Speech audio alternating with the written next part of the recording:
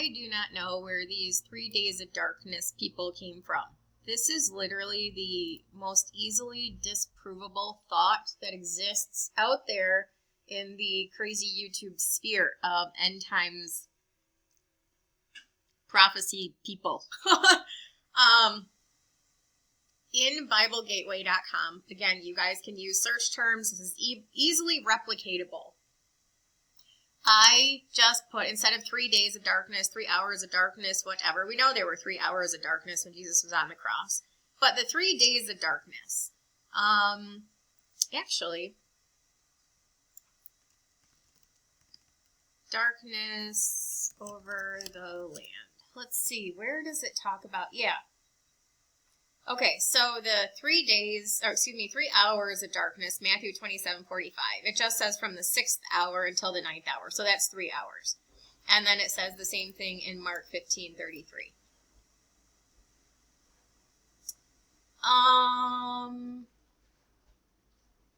then the only other place where it talks about a specific time of darkness, like measurable, I suppose, is Exodus 10:21, which is the 3 hours. Or 3 days. Gosh, I have a dishwasher going in the background, and I have a headache. I can't concentrate. So we know that there were 3 hours of darkness when Jesus was on the cross, and we know that there were 3 days of darkness as one of the plagues in Egypt. So all of these people who are convinced that there are going to be signs or some kind of lead up to the rapture, 3 days of darkness before the rapture. This is the same kind of thing that people who say that the dead in Christ are going to be resurrected a period of time before we're caught up in the rapture, and we're going to see them walking around, or we're going to be walking around in glorified bodies or something prior to the rapture. All of these people are doing the same thing, which is sign seeking. And all they're doing is creating different versions of what that sign seeking should look like. These are intensely creative, and they are monumentally stupid because they are not rooted in any sort of truth whatsoever. It is true that the trumpet judgments and the vial judgments bear significant resemblance to the plagues of Egypt. And there is, in Revelation 16, a plague of darkness. But it is not limited to hours or days. It is from the time that the 5th angel pours out his vial to the end of the 70th week, however long that may be. The 5th angel poured out his vial upon the seat of the beast. His kingdom was full of darkness, and they gnawed their tongue for pain and blasphemed the God of heaven because of their pain and their sores, and repented not of their deeds. So yes, there will be darkness in the end times at vial 5, which is like halfway through the second half of the 70th week. So like at the end.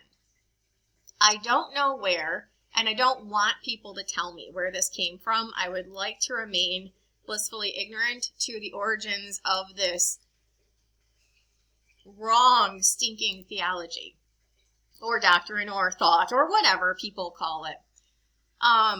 Somebody in comments a couple of days ago said 3 days of darkness, when one of my subscribers, I'm assuming, said that it was a weird, funky idea or whatever. Not right at all, which is true. It's not right.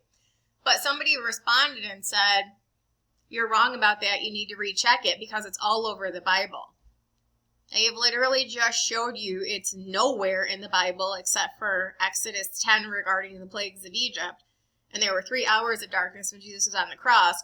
And there's a plague of darkness in Revelation 16. None of that has anything to do with the rapture or the church or the present time period or anything. I don't know where people go so off course. I wish better for them than they wish for themselves. I don't know what solace it brings them or what peace it brings them to walk around thinking these inane, stupid things, but apparently they like it, and they repeat it, and it is monumentally wrong.